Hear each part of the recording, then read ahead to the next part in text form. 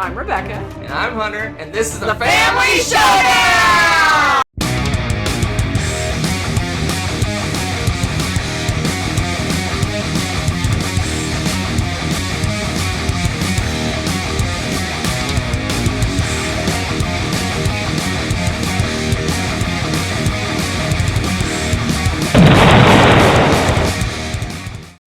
Hello and welcome back to my top 100 games of all time, 2022 edition. Today we're going to go through 40 through 31. Getting into the good stuff. Finally. Schmack! Okay, and off we go already, huh? So, this one has bounced around a lot. Hasn't been on my top 100 for a while, and then all of a sudden it's leaped up. I'm trying to remember when we played it last. It's been in a time of yore. I know. I guess I've really been in like nerdy learning, sciencey kind of mood, and apparently I'm reminiscing about this bad boy, and that is Fauna.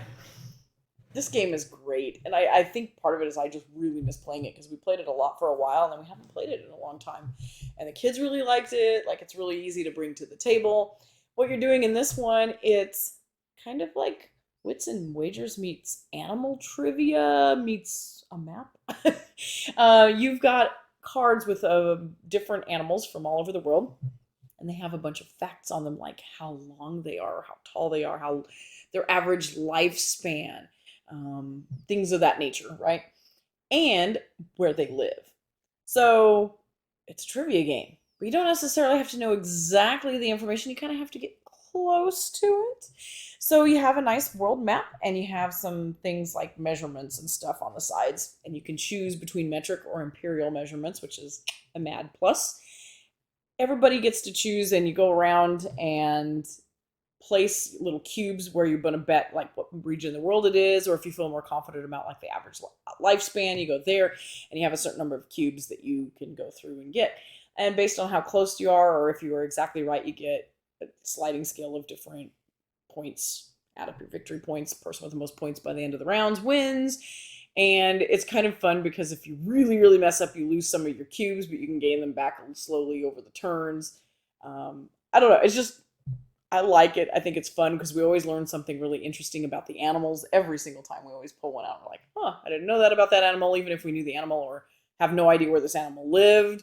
Something fun always comes out of it. We have some interesting conversations. Good one for nature. It'd be a fun one to take camping for that reason too, I think. And that is Fauna. There's a series of games with these Fauna and America and what's the Terra. This one's my favorite of the three. Spoiler alert. So, meh. We had a little craze for a while playing these trivia games. Mm-hmm. I think I swore Terra was your favorite, but I guess not. No, I'm more intrigued with that one, but we have a lot of battles over the map. The map is not very concise in that one, and we spend more time arguing about what the map actually says and where the boundaries are because sometimes it's not very clear. And I don't enjoy that. The map on this one's much better. So what you're telling me is always have clear boundaries. Absolutely. This is a good one. This is a good little trivia game. It's fun because everybody can play it, right? Pretty much. Kind of. I don't know. No, it's a good one. Well, the kids love playing it. It's a good one. It's fun. It's like you said, it's interesting learning about animals that you may not know. There's some that are very well known and some that are very obscure. So, it's fun too because some of them it'll be like mouse, and they're in like 20,000 countries, right? You know, they're in like almost every country. But then there's something like the frilled angry gecko or something, and it's in one country. You know, it's like always watch out for that frilled angry gecko. I don't think you ever said what number this was. It hasn't been on the list for a while, and the last time it was on... you didn't say it was 40, I don't think. Yeah, I did. It's 40. Oh, did you? 40. Did you? Yeah. Mm-hmm. Let me see this. Yeah. It was... Last time it was on the list, it was number 62. So it was in the ballpark. 62 4 years ago. I know, it's sad. It's sad. I don't know what's going on with this. It's crazy. So it's technically, I guess, new to the list, maybe? No, it's been on the list. It's been on the list. It's okay, fine. Not new. All right. This one jumped up a bunch, and that's because of more plays. It was my 89 before it jumped up to 39, and that is Endeavor Age of Sail. I really enjoyed this game more than I thought I would. I didn't even know. Apparently, this is a redo. Yes. Okay, I had no idea. It was just Endeavor before. Okay. Well, Endeavor must have been a great start because Age of Sail, awesomeness.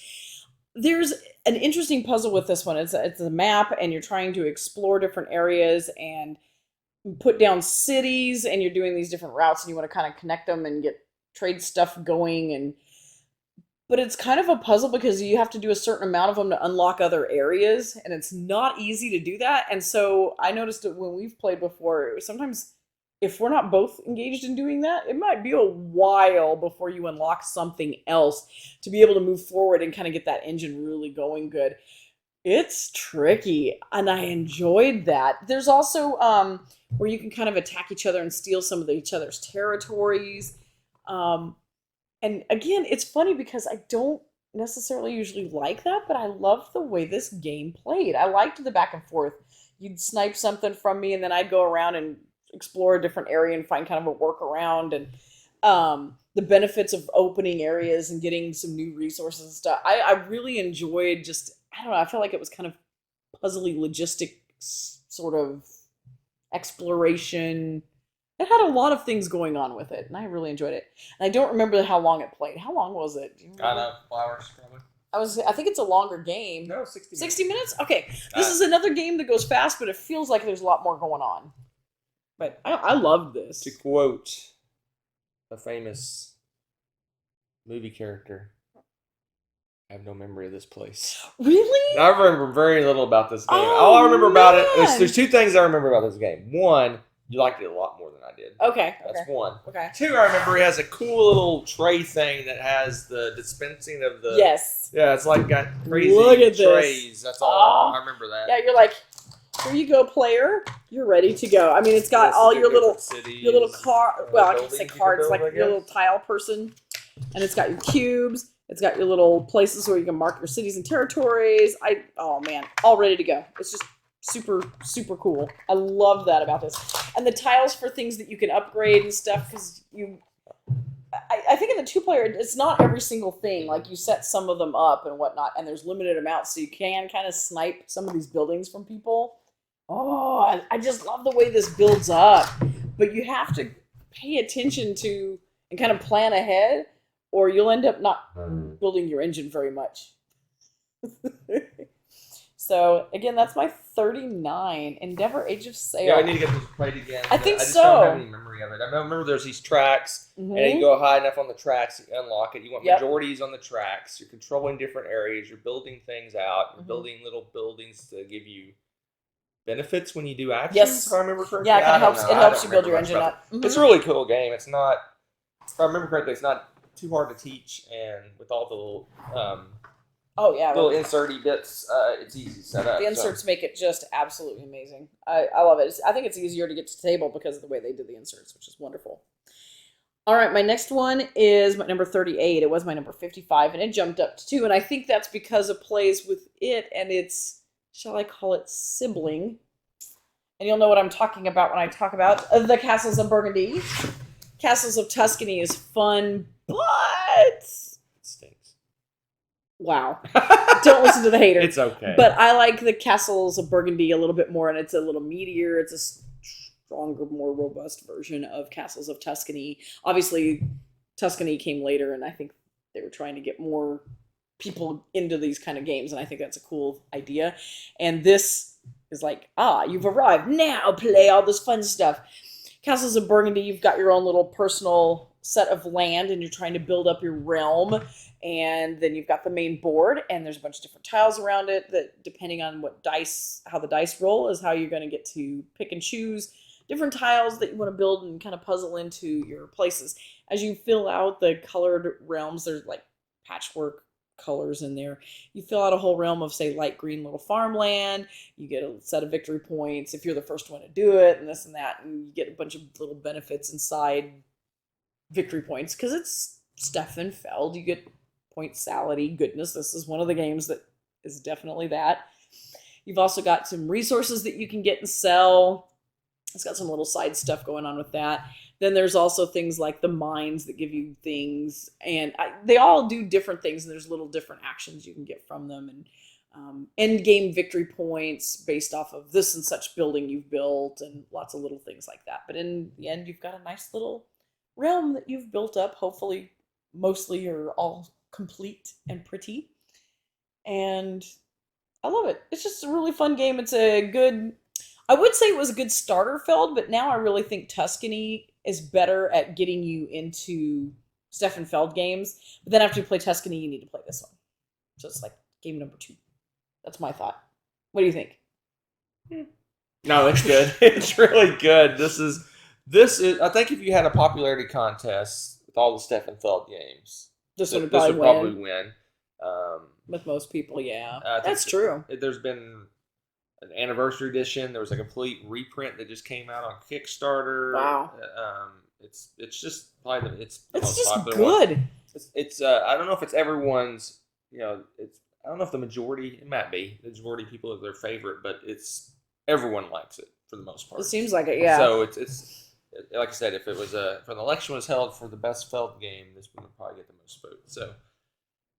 I don't know. It's good. I mean, it scales well from 2 to 4 players. Like, that's one thing. Most of his games are really good at that, and they don't take super long. They don't overstay their welcome. This one just seems to flow really well. Yeah, I mean, Feld does a really good job of scaling games without making them drastically different. Mm-hmm. A lot of times in many games, the 2-player version has got some major variants, and for the most part, his games are. You're playing the same game at all player counts, so I really enjoy that. Yeah, it's one of my favorite. It's in the top tier of the Felds I like. I tend to like the heavier ones, I guess, and the ones with maps. You do love the maps. This one kind of has a map, but it's not really. You're not really traveling anywhere or doing anything like that. Sure. No, it's a good one. It's interesting. Some people complain about the dice, but there's ways to mitigate those, which is good. So. It's a good one. I'm impressed that it went back up. Yeah, see? I thought Feld was dying. Nope. Wait till you get to my list. Wait till you get to my list and we'll learn about the death of Feld. This is the list of snacks. How dare you talk about Feld that way? Feld. How dare you? How dare you? Yeah, Feld the weight of all the T games and Lacerdas. Crushing the Feld. Don't say that. My number 37, brand spanking new to the list, and it's a pretty. Wow, game. I thought this would be higher on your list. Excuse me, sir, it's 37. I thought this would be higher on your list. It's pretty high up on my list. Not high enough. New to the game. I mean, new to my list, and this high up, yes. Lizard Wizard. Oh my goodness. I've talked about Railroad Tycoon and how much I love that game. This one just You said Railroad Tycoon, I think. Or did I say Railroad Tycoon? Raccoon Tycoon. I think she did. I probably did. I don't know. Raccoon Tycoon. This one kicks it up to 11, right?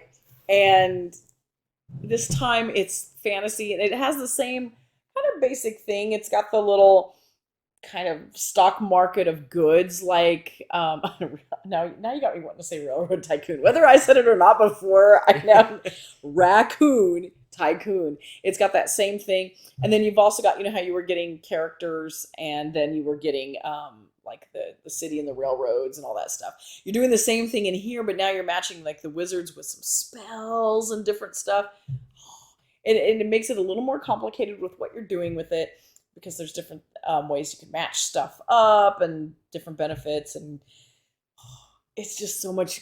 I love the market in this. I love the art, of course. Again, really smooth gameplay. If you've already played Raccoon Tycoon, then this one's a piece of cake to learn, because it's like that, but then you add this, and this, and you're like, okay, and you can play. I mean, it's really that quick. It's fantastic. The components and stuff for this are beautiful as well. And I think if I remember correctly, this is another one of those that has the really gorgeous inserts. Am I thinking correctly? I don't remember this place. Yes, it has. Yes, it does. Well, we have the Kickstarter version, and though. recessed. We do have a fancy schmancy, but like recessed boards and it's. Oh, yeah, I got to show you this. So this fits all nicely in this little recess, and then, booyah! See this? Plastic top, so nothing slides out. You've got all the different resources and components and super cool stuff that you can get that looks like it. I think, does that glow in the dark? Yes. Okay. I don't know why you'd be playing this game in the dark, but the fact that this glows in the dark is ridiculous. Metal coins of greatness. Again, card art that's off the charts. Ridiculous game. Beautiful, smooth. Fun to play 2-player. Fun to play more player. Just fun to play. Just fun to play. Easy to get out and take care of because of, again, amazing inserts. I love what people are doing with these games. Really and truly. This one takes about, let me look and see,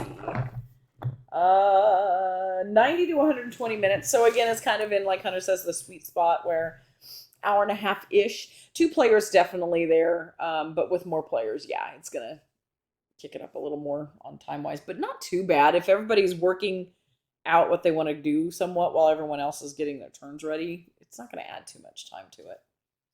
So. It's all right. Lies. No, it's one you of my... love this game. I was going to say. I really like this game. I thought this, I truthfully thought it would be higher up on our list. This one's amazing. I love Raccoon Tycoon, but for 90% of our game plays, this is going to be the one we pick. I mean, maybe someone newer to gaming, or if we just want something a little lighter, we play Raccoon Tycoon. But this one is amazing because it gives you everything Raccoon Tycoon does. It has the stock market with the resources, but it's still components. It has wizards instead of the little animals, and it has mage towers instead of the railroads. It has spells instead of the buildings, but the spells also... They give you stuff. They also... you do set collection among all 3. So you have set collection between the wizards and the towers, but also the spells as well. So it makes the buildings even more robust. And on top of that, you got familiars you can buy that give you like one-shot superpowers. And it also has a dungeon you can delve into to press your luck and try to collect all kinds of crazy stuff. So it's like Raccoon Tycoon plus 2 or 3 extra things. And it's... the gamer version, the more gamer, the heavier version of Raccoon Tycoon. Yeah, I guess so. And I like the fantasy theme more than I like the little critter theme. Yeah. Yeah. I like both. It's just everything. This is an awesome game. The dungeon delving is hilarious too because it's a very press your luck-ish. Right. And you can go in and just go crazy and get all this great stuff or just completely bust out. I mean, it's just amazing. And it's a little bit pricey to go do that at first, until you get something that kind of gives you some benefits and makes it cheaper or whatever. And so you're really risking it. It depends on when you go, too. If someone's already been going for a while, it's possible that most of the treasure's already gone. Because stuff that they've gone through, correct me if I'm wrong, but I thought the monsters and stuff go back in, right? Monsters stay, the treasures go away. The treasures go away because you're pulling them out. So as you're going more and more, it gets more and more dangerous. And so it's really good if you can afford it to get in there early because you're probably going to make out like a bandit, so to speak. But you try later on, it may be... It depends because as time goes by, you'll get some spells that protect you. You get some creatures in the dungeon. There's that too. So it's like, it gets more dangerous, but you get ways to avoid some of the danger. Yeah, I mean, it's an interesting gamble, and I love the fact that that is there. Spoiler, look for this higher on my list. Really? Yeah. Wow. You really do like that a lot. That's really cool. Like that That's so cool. I mean, this is one of those games that I would not hesitate to play in a heartbeat. Someone said, hey, you want to play this game? Yes. It sounds like a top 20 kind of game to me. Okay. Very slappy tonight. I am slappy tonight. I don't know why. Slap happy. I am slap happy. In not slap happy kind of way. No more literal sense, yes. This one's tanked, and I think the only reason that it's tanked from 14 to 36 is because we need to play it again. You shouldn't treat that a game for lack of play. Well, you know what? The memories are fresh. Game's good whether you play it or not. Well, this is my highly opinionated list. Thank you very much. So, there you are. You'll have to deal with it. Amerigo. Amerigo. Oh, one of my favorite felds. Hide your eyes. Don't look, Amerigo. Poor Vespucci. So yeah, Amerigo. This is, oh man, it's filled with a gimmick, and Hunter loves it because it has a map, and you have boats, and you're moving around said map on your boats, and you're exploring this. And as you explore, you're going to put in little port city things. And then you have these little Tetrisy pieces you're going to start putting in to cover up and take claim to the land and get resources and different things from them. And you want to try to get as much of this as possible. Point salads here, points there, points this, that, covering things up, uncovering things, taking over entire areas. You get points for all sorts of stuff. And the gimmick, the way the game plays is fantastic. So you have a cube tower of greatness. Cubes are all color-coded, and there's actions, what you can do, your actions are based off of what color of the cube. And then the number of cubes that are out gives you how much you can do of that action. So, at the beginning of the turn, say it's red turn, and that's collect resources or something. So you put those, and you grab them, and you throw them in the cube tower. Well, there's already been some cubes that have been preset in there. So, all of those cubes could come out. One of them could come out. Completely random cubes could come out. You don't know, but whatever comes out is going to determine how your turn's going to go. It is so much fun because there's always like plans within plans. You have your backup plan and this and that, and how you're going to get your points doing this and that. And I guess I'll take advantage of this now because now all the green cubes are out. I better do this now. And meanwhile, again, like I said, you're kind of guiding your ship through and exploring as you go. I love the cube tower. It is so much fun taking that randomness and trying to put a spin on it and maximize your play on the map. And Hunter likes this probably more than me. I'm highly disappointed. Me and Amerigo are going to go oh my goodness. Somewhere else. Are you? Anyway, Amerigo is an awesome game. It's one of my favorite felds. It's Ditto. If it's so number 1 or number 2, we'll have to wait. You have to wait and see. Ooh. Whether it's 1 or 2. But anyway, I love this game quite a bit because it's, like you said, it's very tactical in a lot of ways. You have to react to what is available to play that round. You kind of know that the main action for that, like I said, you're putting different color cubes. That should be available. But any number of different options can be available for that turn. But the polyomino thing is cool. The driving your little boats around because you have to actually be landing in an area to be able to put things on it and stuff. It's really good. It has a lot of good choices. It's very point salad-y, but it has a lot of good choices on what you can do. I like it. It's good. Yeah. Cube Tower's fun. It's always fun. It's interesting. It's always cool when you have like a tactile little thing that you're doing when you're playing like dropping cubes in a thing or manipulating different things on the board or building something or stuff like that. And it has several of those elements, right? Which is nice. You have the cube tower and then you have the Tetrisy pieces on the board. And I don't know. It's just really neat. And the map is really cool because it's a lot of little islands. It's not a lot of, typically, unless you put it together strangely. Even so, I don't think you can really make that big of a land piece. I think it intentionally limits the size. Sizes. Once you get to above a certain size, I think you're going to be a certain size or something. I remember there's some rule on how to lay them out because also the map's going to be unique because of the layout.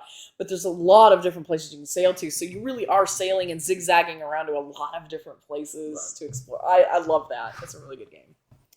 Play it. It's Amerigo fun. is sad. Amerigo is happy. Amerigo is 36. He should be higher than that. So my number 35 was my number 34 last year. So you hate it now. Yes, clearly it dropped a whole step. Oh dear, this game. This is one of the best party games. So Time's Up Title Recall, it's going to have things like movie titles, song titles, things of that nature that general populace probably knows. And then you're going to play in teams, and you have, oh my goodness, that exploded. 3 rounds. So yeah, on here we have Heartbreak Hotel and Bad Romance. So the first round, for example, you can talk and use gestures and whatever. Then the second round, you can only use one word for your clue. And then the last round, you can only use gestures and you can't say anything at all. And so there's inevitably, as these cards are going around and you're going through these, because both teams are going to be using the same set of cards, there's usually like some kind of running gag or something, somebody screws something up getting it backwards, or someone guesses something really wonky, and somehow that really weird clue that makes no sense becomes the, Heartbreak Hotel, just because it's stupid and silly and everyone remembers it. And so it's almost like the teams are watching to see how other people are doing it too, just so they can remember these things. I love it. It's a really funny, interactive game. What I like about this game too is if you have people that aren't as outgoing and don't like to get up in front, since you're playing as teams, you can just have only a couple people be the ones to go up and do stuff. You could, it's your game. You can do however you like, and that's one thing I really enjoy about that, is it's not forcing you to get up and be in performance mode in front of others if you don't want to.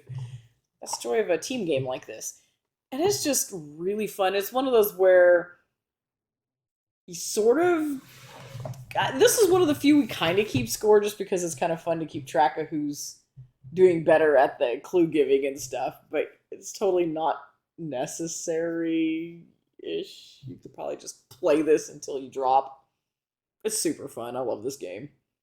It's all right. Whatever. You love this game too. No, I do love this game. I do love this game quite a bit. It's one of the few party games that make my top 100, maybe. Yeah. There's only one or two at the most on my list, and this has the potential to be on my list each year. Mm-hmm. I haven't played this one. Last time we played this one was a couple years ago at the Dice Tower Retreat. I think it's the last time we played this one. So much fun. But yeah, it's a great party game. But like she said, it's definitely not for everyone. You have to be willing to be a goofball. But we do like to play the variant, like she said, where people just have guessers that don't act, and they can still guess. It's good. It's very hit or miss on person. People have to have pretty good. That's true.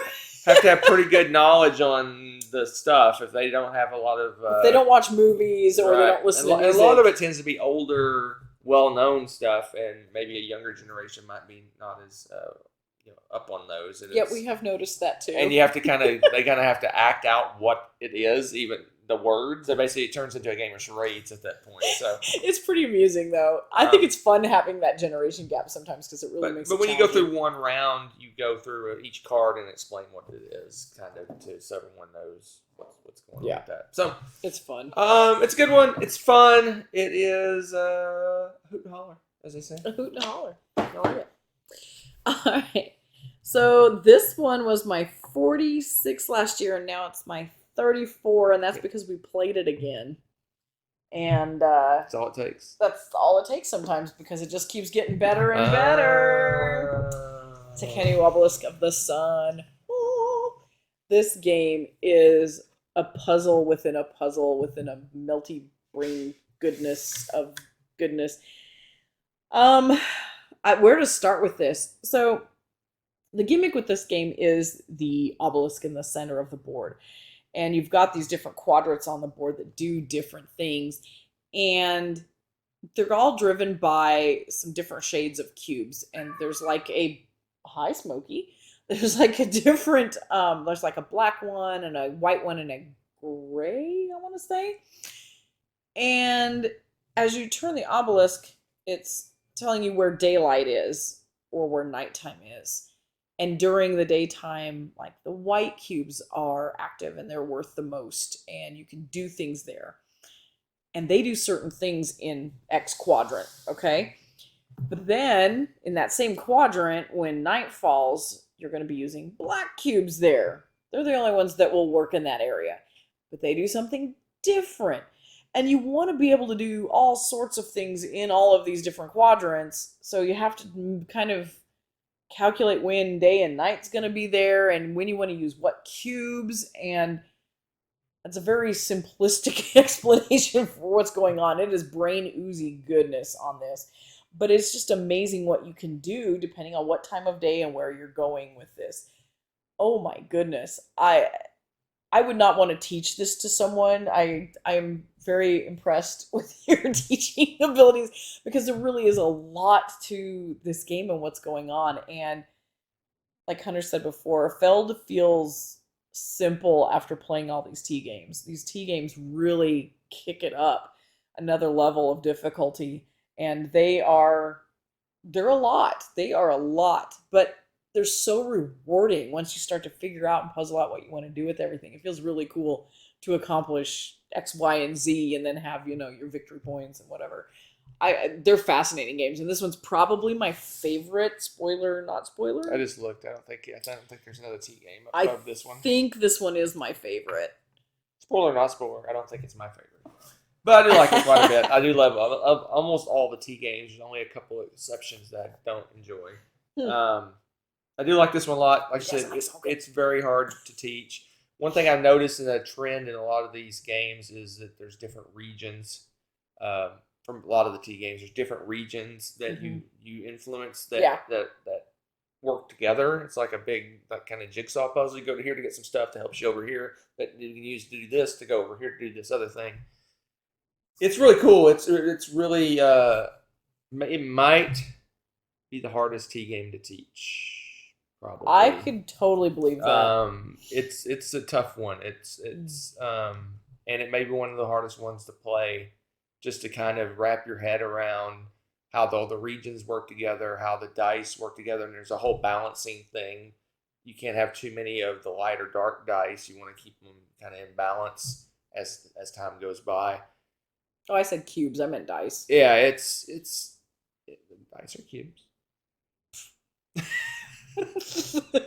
So it's a good one. It's a really good one, but it is, if it's not the heaviest T game, it's got to be right up at the top of all the T games in terms of difficulty to teach and learn and play.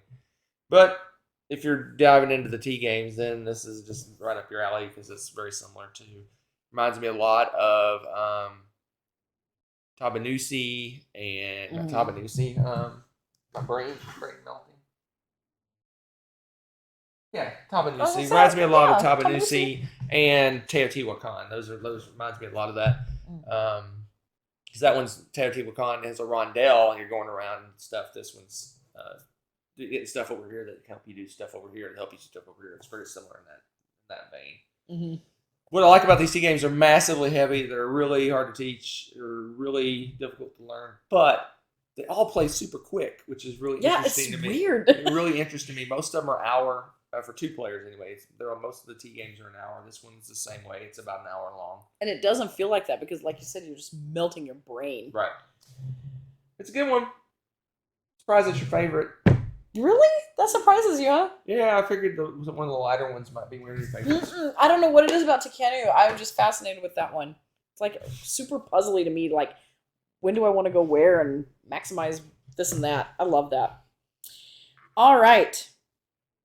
So my number 33 was my number 31 last year. Wow, another one that held its place. It's holding strong, and that is my sciencey goodness that is Genotype. I love this game.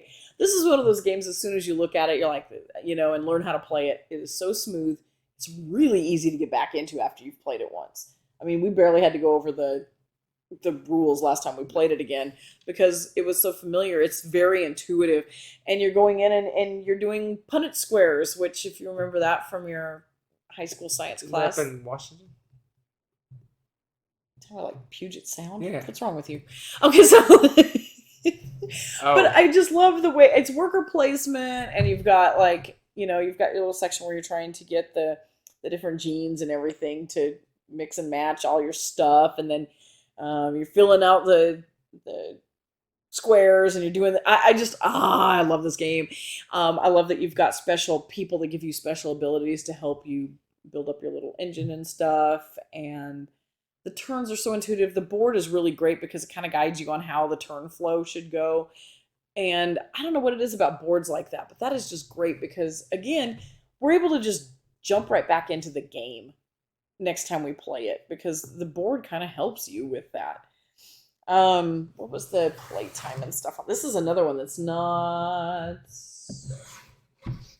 Oh goodness, 45 to 75 minutes. Okay, Yeah, because you can pretty much fly through that once you do it. This would be one that wouldn't be that bad. I would be interested in trying to play that solo, maybe, because A solo? yeah, it says it's solo. It says 1 to 5. So I Probably one of those try to get your best score kind of games. Mhm. I'm guessing. But I would think it would be fun because I really, really, really like playing this one. I enjoy the fact that, I mean, you're going to play with it. There's some ways to mitigate it, but you're rolling the dice, and the dice are kind of telling you what genes you're going to have available to work with and stuff throughout. And then there's kind of like achievements. If you can kind of bid in and put down that, okay, I want victory points for all the super tall plants or something like that at the end of the game. And you're the only one that can get that. So if you beat everybody to that spot, you're going to be able to get some victory points for that. There's so many different little touches like that to the game that make it really fun. So it's all right. No, it's good. That's like your answer for all the games today. You're like, eh. No, a lot of your science-based games can be boring. Yeah, right? And that's not true. and not don't really use any modern gaming mechanisms or things like that. This is very much not that. It's like she said, it's worker placement. You got superpowers. You have special abilities you can get from the different guys. It feels like a modern board game, but it's also sciencey. It's got some pretty deep science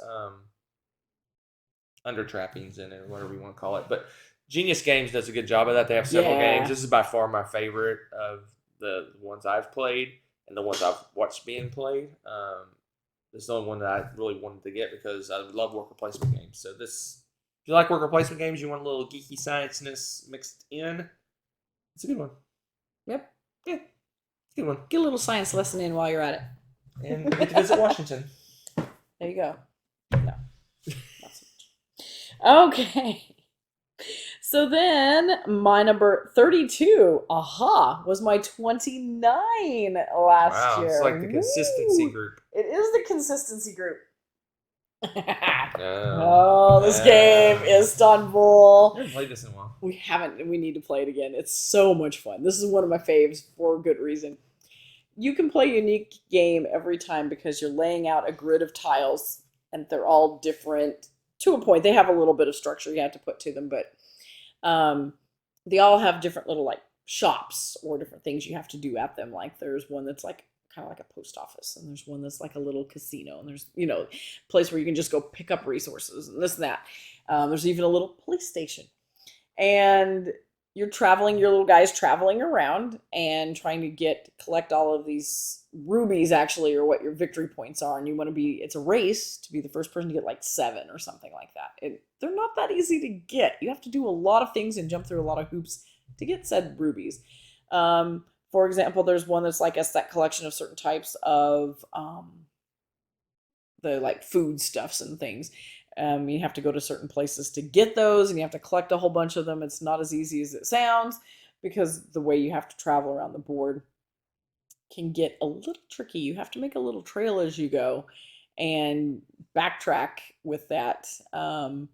Or you have to is it your nephew? I can't remember. There's like some criminal relative. No, you go in the middle to reset your stuff. Well, yeah, you can go to the middle to reset and start over, but there's also a relative that you kind of like bail out and they can go run little errands for you.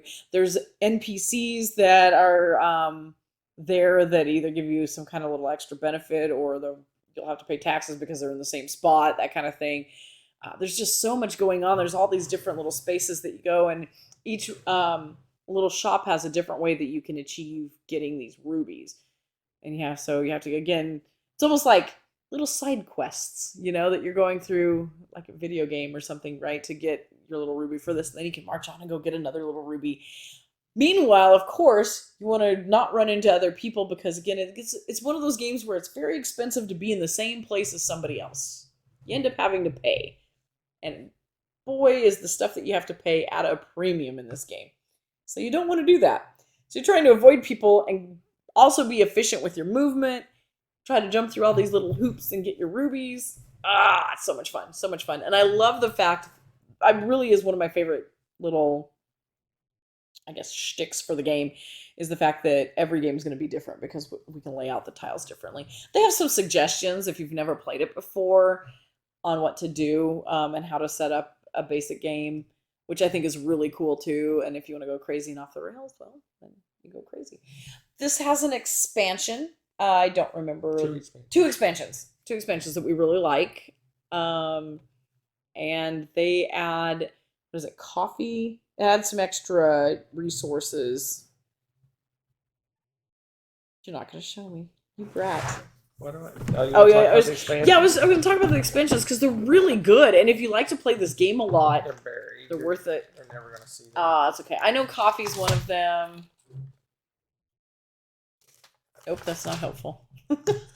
They're very bottom. Oh, okay, sorry. No, you don't have to look them up then. It'll be hard to find. There's like a post office, there's coffee, and something other thing. It gives you some extra stuff to do and helps you mix it up more. Gives you more tiles to visit. Meh. What? That's a lie. He loves this game too. I do love this game. You do love it a lot more than I do. Probably. We do have both expansions. We do play. It's called the Grand Bazaar. That's what it is. Grand Bazaar variant where you use everything. It's so much more fun to have all that. It's like a big, giant, massive grid of greatness. There is some rules about proximity. Certain things can't be right next to other things and things like that to help you with the setup. And all it is if you break a rule, you just shuffle up the tiles and deal it out differently. It's not a big deal. It's a good one. The base game itself is just fine. The expansions are just more fun, more stuff to do. More fun. Different ways to get rubies, basically. It's a good one. I think if you don't play it a lot, the base game would be plenty for you. It's just that we played it a lot and just fell in love with it to where we really wanted more of the similar kind of thing. And so that's what the expansions do for you and give you a little bit more resources and, again, a little more variety to it. So either way, it's good. It's a win-win. You've always loved this one. I have. And we made it through the entire thing without a Constantinople joke. Well, now you did. Psh, fail. Joke about it. That's true. It's true. That's probably a first for us. Okay. So oddly enough, my number 31 is new to the list. New. 2 news in one section. That is completely true. That's crazy. Crazy. I talked about its sibling earlier, and that was Space Base. This is Bad Company. So this took the space-based mechanism and tweaked it. This time changed the theme to where you're this group of thugs and hooligans, and it's kind of comical. So space-based, you had an upper and a lower realm, and the dice did different things. This time you just have one realm, and it's your little dudes, and they all are ridiculous looking, as you can see, and you get a silly team name and all this stuff. But when you roll and you add cards to them, it like adds to their costume, so you have like this really long, ridiculous body. It's really comical, and it's a completely different theme, but at its heart, it still has the same space-based feel to it. You're rolling dice, and you're trying to get certain resources, build those up to get these other cards, and and you're trying to get the victory points from it, just like with space-based, except that again, it's not so much like when you roll versus somebody else rolls. Is it just, I'm trying to remember like how... You use 2 dice, they use 1 dice. That's right, that's what it is. It's 2 and 1. Like, it's really interesting. And on top of that, it's also got a little mini like map going on where you've got a street and you've all got cars, and there's a cop car that's kind of following you, and you want to zip down and you want to be able to keep moving ahead enough that the police car doesn't catch you. And so some of the abilities on the cards that you have with your little people is that an option to move your car forward. So you want to get some things to help give you resources to help you get these achievements and stuff, but you also need to be able to keep your car moving so that you're escaping the law because you're crazy criminals. It's a really cute game. I really love the theme. I feel like sometimes this one's easier to get people to play than like Space Base because there's less like fiddly bits for the setup. With Space Base, you have your big setup and you have your 12 little thin little cards you have to set up just so, and you got to set up your track and this and that. And this, you just have your people basically and your car on the map. off you go. It's greatness. It plays about the same length of time. I think it's about the same level of complexity, honestly. It's just slightly more complex, I think. Slightly. But not much. You have contracts in this game. Yeah, the contract. And how but you the get contracts, your cards is a little more complicated. But yeah. Yeah, but it's like so minimal. I don't know. I feel like they play the same. I think this one's, because of the theme, might be easier to explain how that works because I don't know. Anyway, I like this game a little more, as you can tell. I, on the other hand, says this game takes space and go because I would dare say never pick space over this game. Really? Yeah. Oh, see, they're just different. I enough. would play space and I would enjoy space, but if you were giving my druthers, I would always pick this one over the other one because the other one is just what am I looking for? Sanitized. It's very bare bones. In space. Not much going on. You're just moving. You're basically moving up little tracks, and this one's just got contracts you can do. It has. But you're you're engine building more with space though to get victory points. You're just as much into building with this one. This one's more visible. I don't know. This one feels more visible on space because you've got the tracks you're looking at. This one, it ramps up, and the car chase thing is hilarious to me. Like I absolutely love it. I mean, obviously, I like this one more. It's like if you idea, but crush. Oh my goodness! As they say, this one destroys. What's the word when it takes rid of one? I don't know. Gets rid of the other one. Replaces. Throw it in the trash. Oh my gosh. They're just different enough. I feel like it's worth having both of them.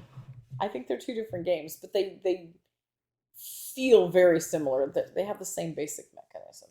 At their heart, they're very similar. Just saying. I feel like they're different. Bad Company destroys space. Bad Company, good game. Yes. So that was the 40 through. Ooh, that's a scary tower of a lot of good games. So 40 through 31, complete. Now we're getting down to the wire. 30 through 21 is coming up next. We shall see you soon.